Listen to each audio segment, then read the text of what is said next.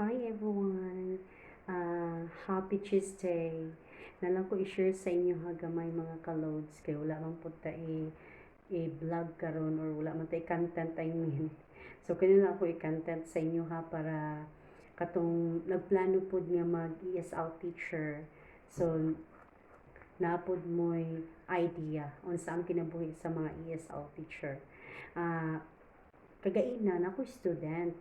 So 25 minutes man amo ang kuan diri pag klase. So kung wala pa ni abot ang student anang pag start na sa klase, so amo sila i-wait for 5 minutes to 15 minutes. So after ana kung dili na, so automatic absent na sila.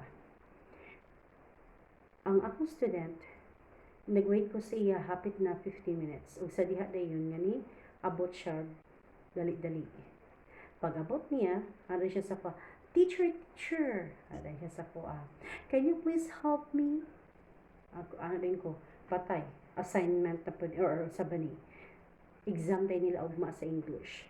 So, teacher man ta, so we need kita nga mo, tabang sa ilaha. For actually, dili ta ng student, ingana, diri, there were some student nga mo patabang sila sa imuha, sa amua, labi na sa English. Tapos, siyempre, wala tayo mahimo. Ako siya gihambalan. Kung sa Bisaya pa. Dapat unta day, nagbukon ta kag free talk sa kuha. Kagipicturean mo na imuhang mga assignment. Or kanang imuhang exam. Kanang mga questionnaire nimo dira. Kay para mabasa na kog tarong. O sa diha, nga late pa siya. Pag-abot niya, tanawan niya ako mga picture, mga loads, ingana akong nawong.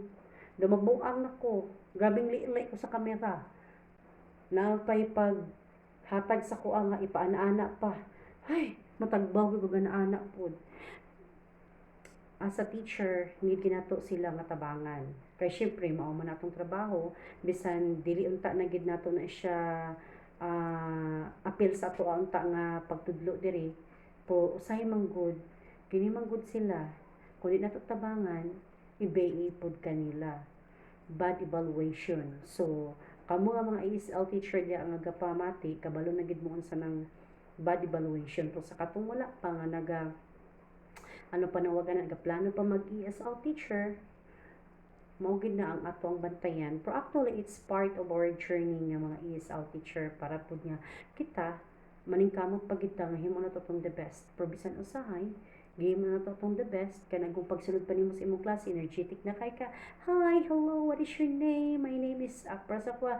Introduce mo ko galing. My name is Teacher Alidayan. Mana din ka pero energetic kay ka sa ila, mag-joke ka pa sometimes. At the end of the lesson, himuon ka pa nila nga teacher is not energetic. Tapos mo na. So, mo na siya ang struggle sa mga ESL teacher. But actually, at the end of the lesson, bisan pa maghambal sila nga dili ka energetic, as long as ikaw ang teacher, gihimo nimo the best, bahala na sila. Okay? Kay ako, pag mag-teach ko, buhos gid na tanan akong energy sa ilaha. Actually, dili man pud ko, bago pa ko diri sa platform, usay makadawat og mga feedback sa mga parents or sa mga student nga pas daw kay ko mag-istorya kay doon naanad ko ba nga high school teacher abi ko tapos panang dili kay ko gakuan sa kanang mga level S good sa mga bata mo nang usually nga kuan sa ko ama feedback kay pas daw ko kay ko mag-istorya. So karon ako gina-minimize, akong ginabantayan ang ako ang nga pag-istorya. Ako nakakuan ako, naka-adjust na ko. Mapasalamat tun gid ko gani nga karon nga mga time happy kay ko kay start sa kanang basta tunga sa akong pagkuan ani nga platform kay permanent ginahatag sa kuha is mga higher grades na. Ganahan po kayo ko kaysa mga level S high nga ay murat ng pasensya wa galit ta nag elementary teacher kay taganahan diri wa man tay trabaho wala man tay mahimo basta nata diri nga platform so unsay hatag sa imo mao na imong gawaton. But actually thankful gapon ta kay syempre mo man atong trabaho, so himo na to ang ato ang the best lang. And thank you and have a nice day everyone. Mura ako i-share.